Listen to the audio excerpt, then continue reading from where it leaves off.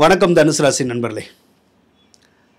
இந்த 2025 வரக்கூடிய மே மாதம் 11ஆம் தேதி குரு பெயர்ச்சி வரப்போகுது. அந்த குரு பெயர்ச்சினால் உங்களுக்கு எந்த மாதிரியான பலன்கள்லாம் கிடைக்க போகுது அப்படிங்கிறத நாம் பார்ப்போம். ஏற்கனவே ராகு கேது பெயர்ச்சி இப்போ சமீபத்தில் தான் பார்த்தோம். ராகு கேது பெயர்ச்சி உங்கள் ராசிக்கு ரொம்ப நல்லா இருக்குது. சரிங்களா? ஏற்கனவே இருந்த பிரச்சனைகளை பூரா அதுவே சரி செய்யும். அப்போ கெடுபலன்கள் பூரா ராகு கேது பெயர்ச்சியிலேருந்தே உங்களுக்கு கிட்டத்தட்ட ஒரு 60% விலகிடும். ஸோ இனிமேல் உங்களுடைய லைஃப் நல்லா தான் இருக்கும். பெரும் பிரச்சனைகள் இருக்காது. சனி பெயர்ச்சி இந்த வருஷம் இல்லை, அதனால் அதுக்கான வீடியோ நான் போடலை. அடுத்த வருஷம் மார்ச்சில் தான் வாக்கிய பஞ்சாங்கத்துப்படி சனி பெயர்ச்சி வரும். அப்போ தான் நம்ம சனி பெயர்ச்சியை பற்றி பார்ப்போம். இப்போ அதை பற்றி பார்க்கறது இல்லை. இப்போ நம்ம அடுத்து செவ்வாயை எடுத்துக்கோ. செவ்வாய் கூட உங்களுக்கு அஷ்டமஸ்தானத்தில் தான் இப்போ இருக்குது. அப்போ ஒரு 2-3 மாதமாகவே நிறைய டென்ஷன், நிறைய கோபதாவோ, ஏதோ ஒரு பிரச்சனை, யாருக்கூடயா சண்டை போடணும், அந்த மாதிரிலாம் இருக்கும். அந்த கோபதாவம்லாம் நிறையா வரும். அதுவுமே இனி ஒரு 10-15 நாளில் விலகிடும். ஸோ அதில் இருக்கிற பிரச்சனை கூட நமக்கு விலகிடும்.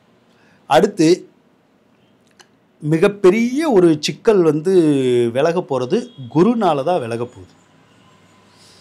இப்போ குரு பயிற்சி வருது இல்லை, அதை பற்றி தான் இப்போ நாம் டீட்டெயில்டாக பார்க்க போகிறோம். குரு பகவான் எப்பயுமே ரொம்ப நல்ல கிரகங்க. அதுவும் உங்களுடைய ராசிக்கே உடைய கிரகம் குரு பகவான் தான். உங்களுக்கு 4ஆம் பாவகத்துக்குடைய கிரகமும் குரு பகவான் தான். ரொம்ப அருமையான கிரகம், அற்புதமான கிரகம். கிரகங்கள்லேயே ரொம்ப புனிதமான கிரகம், நல்ல கிரகம்னு பேர் எடுத்தது குரு பகவான் தான். குரு பகவான் நல்லா இருந்தாலே கல்வி சம்பந்தப்பட்ட துறையில் இருக்கவங்களுக்கு யோகங்கள் கிடைக்கும், நல்ல கல்வி கிடைக்கும், நல்ல அறிவு கிடைக்கும், நல்ல செல்வம் கிடைக்கும், செல்வாக்கியம் கிடைக்கும், கடன் காட்சிகள் எல்லாம் தீரும், சொந்த பந்தங்கள் எல்லாம் பிரிஞ்சதெல்லாம் மறுபடியும் நமக்கு சேரும், சொத்து சுகமெல்லாம் கிடைக்கும். மிகப்பெரிய லெவலில் நல்ல பலனை கொடுத்துரும். அதிகமாக நம்ம சந்தோஷமாக இருக்கிற மாதிரி பார்த்துக்கும். அது கவலைகள் கஷ்டங்கள் எல்லாம் விலக்கி வச்சிரும். அதனால் குரு பகவான் மிகவும் வலிமை வாய்ந்த கிரகம். அது நல்லா இருந்தால் அது மாதிரியான ஒரு நற்பலனை எந்த கிரகமும் கொடுக்க முடியாது. அவ்வளோ கொடுக்கும், நல்லா கொடுக்கும். ஆனால் கடந்த காலத்தில் போன வருஷம் மே மாதம் இருந்து இப்போ வரைக்கும் அது நல்லா இல்லை. நல்ல இடத்துலையும் இல்லை. அது எந்த இடத்துல இருந்துச்சுன்னா உங்களுடைய ராசிக்கு 6வது ராசியில் தான் இருந்தது. 6வது ராசியில் குரு இருந்தால் நல்லதான்னா இதுவரைக்கும் இருந்தது அது நல்லது இல்லை. அப்போ ஏற்கனவே என்ன நடந்திருக்கும் அப்படின்னா, குரு தான் பொருளாதாரத்துக்குடைய கிரகம். அப்போ அவர் காசு பணத்தை சரியாக கொடுக்க மாட்டார். ஏதோ ஒரு வகையில் காசு பணத்தை இழப்பீடாக்கி விட்டுறார். அப்போ வருமானமும் ஒரு சிலருக்கு குறைஞ்சிரும். அல்லது வருமானமே தசாபதி நல்லா இருந்தால் வரும். ஆனால் வருமானம் வரும்னாலும் எங்கேயாவது போய் நீங்கள் பணத்தை போய் சிக்க வச்சுருவீங்க. பணத்தை சிக்க வச்சுருவீங்கன்னா அந்த பணத்தை யார்ட்டையாவது கொடுத்துருவீங்க. அந்த பணத்தை வாங்க முடியாது. தொழில் ரீதியாக கடன் கொடுத்துருந்தாலும் வாங்க முடியாது, கைமாத்து கொடுத்துருந்தாலும் வாங்க முடியாது. ஏதோ ஒரு விஷயத்தை செஞ்சு தரேன்னு யாராவது சொல்லி உங்ககிட்ட பணம் வாங்கியிருந்தாலும் அந்த பணமும் வராது, போயிடும். ஆக பொருளாதார இழப்பீடுகளுங்கிறத நிறையா பேர் சந்திச்சிருந்திருப்பீங்க. அதே மாதிரி குரு பகவான் பொருளாதாரத்தை தொலைக்கிற கிரகம் இப்போ இருக்கிற லெவலில். அப்போ ஒரு சிலருக்கெல்லாம் பணத்தை தொலைக்க கூட செஞ்சுருந்துருப்பாங்க. ஏதாவது ஒரு வகையில் லாட்ரி ரேஸு, ஷேர் மார்க்கெட்டு, சூதாட்டம், ரம்மி விளையாடுறது, இந்த மாதிரியான விஷயத்தில் கூட நிறையா பேர் பணத்தை இழந்திருப்பாங்க. அதனால குரு பகவான் 6ல் இருந்தால் பொருளாதாரத்தில் பணத்தினால சிக்கலை நிறைய ஏற்கனவே கொடுத்துருந்துருப்பார். அதே மாதிரி அவர் தான் குழந்தைனால பிரச்சனை பண்ணுற கிரகம். அதாவது பிள்ளைகளுக்கு நோய் நொடி வருதில்லை, அவருக்கு அதுதான் அவர் செய்கிற வேலை தான் அது. அதே மாதிரி நம்மளை நகை நட்டுக்களை இழக்க வைக்கிறது, பிள்ளைகளவே நம்மளை எதிரியாக்கிறது, பிள்ளைகளை நம்மக்கிட்ட இருந்து பிரித்து விடுற வேலைகளை பார்க்கறது. அது எப்படி பிரிகிறாங்களோ, படிக்கிறதுக்காக பிரிகிறாங்களோ, வேலை பார்க்கறதுக்காக பிரிகிறாங்களோ, அல்லது ஏதோ ஒரு காரணமாக நம்மளை பிள்ளைகளை பிரிஞ்சிருக்கிறதுக்கோ அதனால வருத்தங்கள் ஏற்படுறதுக்கும் குரு தான் காரணம். ஏற்கனவே அவர் அப்படி தான் செஞ்சுக்கிட்டு இருக்கார். நகை நட்டுக்களை இழக்கிறது, நகை நட்டுக்களை அடமானம் வைக்கிறது, நகை நட்டுக்கள் ஏலம் போகிறதும் அதனால தான். அதே மாதிரி ஒரு சிலருக்கு கடன் காட்சிகள் இருந்தால் அடையும். அந்த ஒரு வேலையை அவர் நல்லா பார்ப்பார். ஆனாலுமே ஒரு சிலருக்கு அந்த நோய் கடன் பகையை வந்து உருவாக்கி விட்டுரும். ஒரு சிலருக்கு பார்த்தீங்கன்னா ஏதாவது நோய் வந்திருந்திருக்கும், சரிங்களா? சளி இருமல் சம்மந்தப்பட்ட நோயோ, தலைவலி வைத்த வலி கல்லடப்பு மாதிரியோ, அல்லது ப்ரெஷர் மாதிரியோ, அல்லது இந்த மஞ்சக்காமால வர்றது, கல்லீரல் பாதிக்கப்படுறது, அந்த மாதிரியான நோய்களை கூட ஒரு சிலருக்கு வந்து அந்த குரு வந்து கொடுத்துருவார். அல்லது கொழுப்புக்கள் அடைச்சி இரத்த குழாயில் பாதிப்படுறதுக்கும் குரு தான் காரணம். அந்த மாதிரியான நோய்களை கூட ஒரு சிலருக்கு கொடுத்துருந்துருப்பார் குரு. அதே மாதிரி குரு பகவான் வந்து பகையை உருவாக்கியிருப்பார். பகைன்னா சொந்த பந்தத்துக்கிட்ட பகை, வேலை செய்கிற இடத்துல பகை, வம்பு வழக்கு, போலீஸ் பிரச்சனை, கோர்ட்டு பிரச்சனை, இதெல்லாம் நிறையா பேர் சந்திச்சிருந்துருப்பாங்க. அதெல்லாம் குருனால் வந்தது தான். அதே மாதிரி கோர்ட்டுக்கு போவோமான்னு கூட சிலர் யோசிச்சுக்கிட்டு இருப்பாங்க. அல்லது போலீஸ் ஸ்டேஷனில் போய் யாராவது கம்ப்ளைண்ட் பண்ணி ஏதாவது பண்ணணும் அப்படிங்கிற மாதிரி யோசிச்சுக்கிட்டு இருப்பாங்க. ஆக இந்த வேலையை செஞ்சு நமக்கு மனசை காயப்படுத்தினதும் அந்த குரு தான். அதே மாதிரி நம்மளை அசிங்கப்படுத்தினது, அவமானப்படுத்தினது, வீட்டை விட்டு வெளியேற வச்சது, வேறு ஊருக்கு போக வச்சது, வேறு நாட்டுக்கு போக வச்சது, இத்தனை வேலையும் செஞ்சது வந்து குரு பகவான் தான். அதனால் குரு பகவானை பொறுத்தளவுக்கு நல்ல நிலைமையில் இருந்தால் தான் யோகமான பலன்களை கொடுப்பார். கெட்ட நிலைமையில் 6, 8, 12 இருந்தால் நம்மளை கெடுக்காமல் விடவே மாட்டார். இப்போ 6வது ராசியில் தான் இருந்தார். அதனால தான் உங்களை எத்தனை விஷயத்தில் கெடுக்கணுமோ அவர் கெடுத்துருந்துருப்பார். சரி, இவ்வளோ தூரம் கெடுத்துட்டார், விடுவோம், போனது போகட்டும். இனிமேலாவது நல்லது செய்வாரா? கண்டிப்பாக செய்வார். ஏன்னா இப்போ அந்த 6வது இடத்துலேருந்து மாறி அவர் 7வது ராசிக்கு தான் போக போகிறார். 7வது ராசிங்கிறது ஒரு அற்புதமான ராசி. கேந்திரம் தான், கேந்திர தோஷம் இருக்கும். ஆனால் கேந்திர தோஷம் இருந்தாலும் நல்லா இருக்கும். அது என்னத்தை கொடுப்பாரு அப்படின்னா, இது வரைக்கும் பணத்தை கொடுக்காதவர் இனிமேல் பணத்தை கொடுக்க ஆரம்பிப்பார். இது வரைக்கும் கடனை கொடுத்தவர் இனிமேல் கடனை வந்து அடைச்சி விட பார்ப்பார். கடன் அடைஞ்சிடும். இது வரைக்கும் பொருளாதார இழப்பீடு இருந்தது, இனிமேல் பொருளாதார இழப்பீடு இருக்காது. அதே மாதிரி இது நாள் வரைக்கும் 5க்கும் 10க்கும் 100க்கும் 50க்கும் கூட கஷ்டப்பட்டுக்கிட்டு இருந்திருப்போம். இப்போ அந்த 100க்கும் 50க்கும் படுற கஷ்டமெல்லாம் வந்து விலகிடும். அதனால் பொருளாதாரத்தை கொடுக்கும், செல்வத்தை கொடுக்கும், செல்வாக்கியத்தை கொடுக்கும், பேரை கொடுக்கும், புகழை கொடுக்கும், நல்ல எண்ணங்களை கொடுக்கும், நல்லதொரு வாழ்க்கையை கொடுக்கும். நோய் விலகிரும், கடன் விலகிரும், பகை விலகிரும். அதனால் குரு வந்து ஒரு சரியான நிலைமையில தான் இப்போ வரப்போகிறார். அதனால் உங்களுடைய வாழ்க்கையும் ஒரு சரியான பாதை வந்து இருக்கும். அந்த வாழ்க்கைக்கு இதுவரைக்கும் கரடு முரடாக இருந்த பாதை இப்போ கரடு முரடு இல்லாமல் ஃப்ரீயாக நம்ம போகிற பாதை நல்லா இருக்கும்.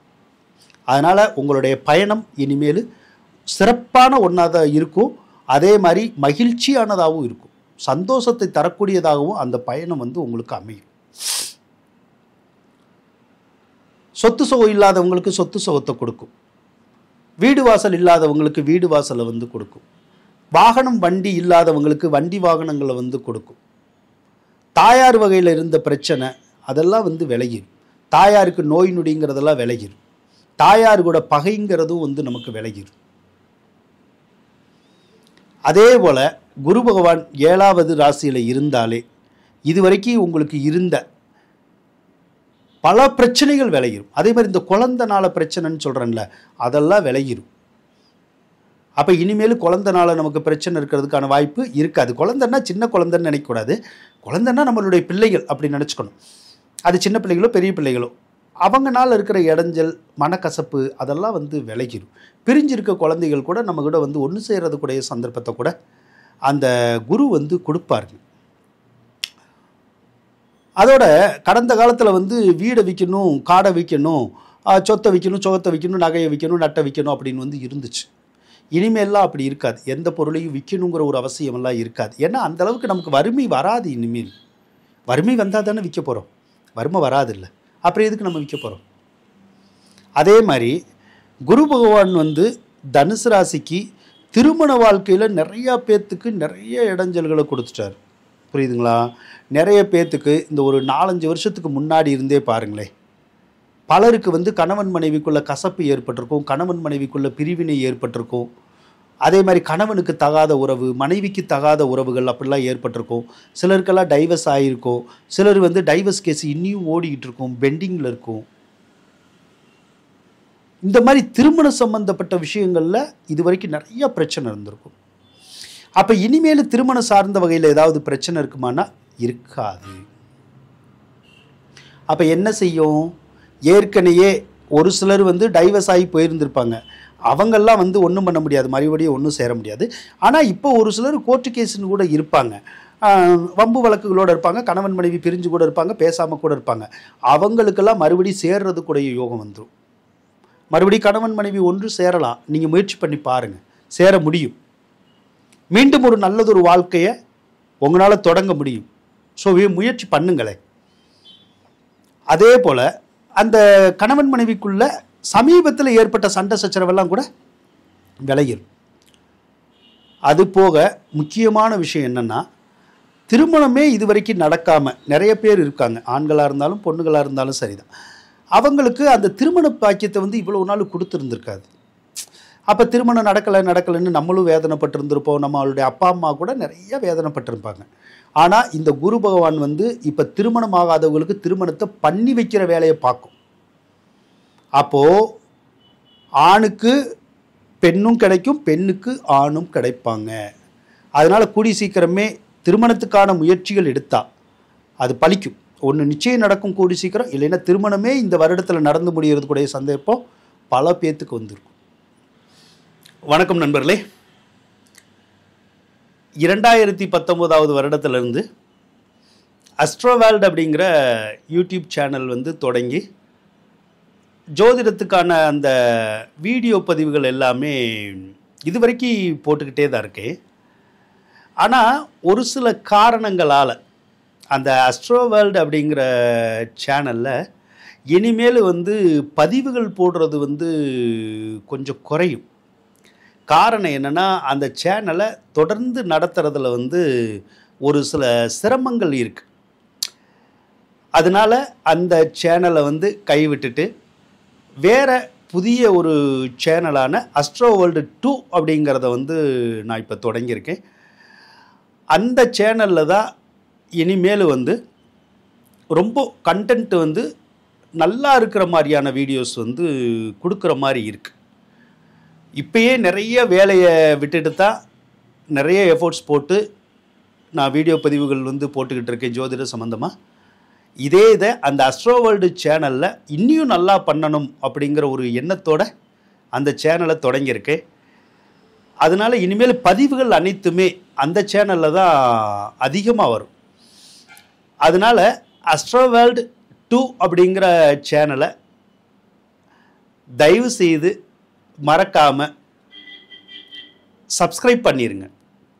கூடவே அந்த பெல் பட்டனையும் ப்ரெஸ் பண்ணிடுங்க. உங்களுடைய நண்பர்கள்கிட்டையும் சப்ஸ்கிரைப் பண்ண சொல்லி சொல்லுங்கள்.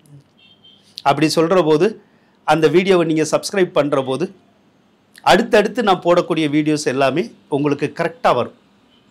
மாத பலன்களாக இருக்கட்டும், அதோட டெய்லி வீடியோ போடணும் அப்படிங்கிறதெல்லாம் நான் எதிர்கால ஒரு பிளானாக வச்சுருக்கேன். அந்த மாதிரி டெய்லி போடக்கூடிய வீடியோஸுமே உங்களுக்கு உடனே கிடைக்கும். அந்த வீடியோஸை பார்க்குற போது உங்களுக்கு ஒரு சிலருக்கு மனசில் நிம்மதி பிறக்கும், ஒரு தைரியம், தன்னம்பிக்கையெல்லாம் கூட பிறக்கும். அதே போல் சரியில்லாத விஷயங்களை நம்ம சரியாக கொண்டு போகிறதுக்கான சூழ்நிலைகள் எல்லாம் அந்த வீடியோஸ் பார்த்தா கண்டிப்பாக கொடுக்கும். கண்டிப்பாக உங்களுக்கு அந்த வீடியோஸ் ஒரு உதவிகரமாக இருக்கும். அதனால் மறக்காமல் அஸ்ட்ரோ வேர்ல்டு 2 சேனலை சப்ஸ்கிரைப் பண்ணிடுங்க. அதே மாதிரி பார்ட்னர்ஷிப்பில் இருக்கிற பிரச்சனைகள் எல்லாம் கூட விலகும். புதுசாக நமக்கு யாராவது ஒரு நண்பர்கள் கிடைப்பாங்க. அது ஆணாவும் இருக்கலாம், பொண்ணாகவும் இருக்கலாம். அவங்கனால சந்தோஷம், நிம்மதி அதெல்லாம் கிடைக்கும். ஒரு மகிழ்ச்சியான வாழ்க்கை கிடைக்கும். அதனால் 7ல் குரு இருந்தால் ஏகப்பட்ட நற்பலன்களை நாம் எதிர்பார்க்கலாம். அதே மாதிரி இப்போ நான் கல்யாணம் ஆகாதவங்களுக்கு கல்யாணம் ஆகும்னு சொல்கிறேன்ல, அவங்களுக்கு மட்டும் இல்லை, ஏற்கனவே கல்யாணம் ஆகி டைவர்ஸ் கூட ஆகிருக்கும், அல்லது கணவன் மனைவி இறந்து கூட போயிருப்பாங்க. அவங்க கூட 2வது கல்யாணத்துக்கெல்லாம் கூட முயற்சி பண்ணியிருந்திருப்பாங்க. பட் இது வரைக்கும் நடந்துருந்துருக்காது.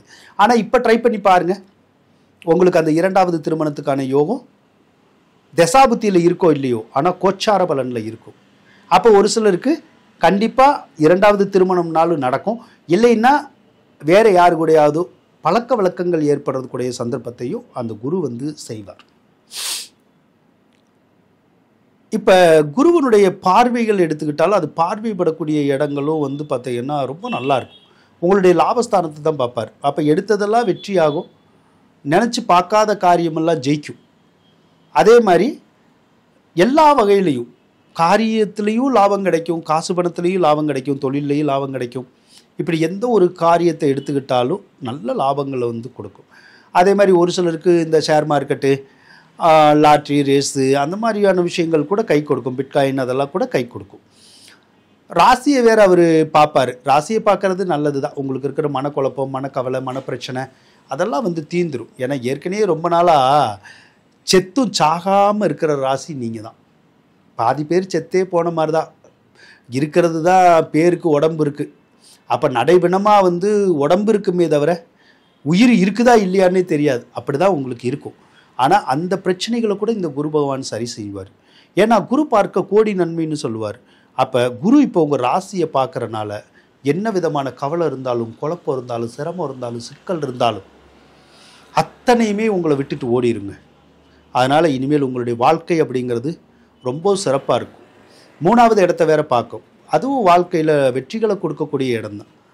அப்போ குரு இருக்கிற இடமா இருந்தாலும் சரி, அதே மாதிரி குரு பார்க்குற இடமா இருந்தாலும் சரி, இனிமேல் எல்லாமே நல்லா தான் இருக்குது.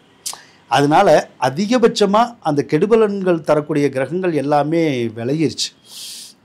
ஸோ இனிமேல் உங்களுடைய வாழ்க்கை அப்படிங்கிறது ஒரு புது வாழ்க்கையாக வந்து நிறைய பேர்த்துக்கு ஆரம்பமாயிரும். அதே மாதிரி தோற்றுப்போன வாழ்க்கையில் மீண்டும் ஜெயிக்கிறதுக்கும் மறுமலர்ச்சி ஏற்படுறதுக்குடைய சந்தர்ப்பத்தை அந்த கிரகநிலைகள் கண்டிப்பாக கொடுக்குங்க. ஒன்று மட்டும் தெரிஞ்சுக்குங்க. எனக்கு தெரிஞ்ச லெவலுக்கு கிரகங்கள் தான் மனுஷனுடைய வாழ்க்கையில் நிறைய மாற்றங்களை வந்து கொடுக்குது. நம்ம அறிவானவங்க, நம்ம திறமையானவங்கிறதெல்லாம் ஒன்றும் இல்லை. நேர காலம் நல்லா இருந்தால் அவன் திறமையானவன், அறிவானவன்னு பேர் எடுப்பான்.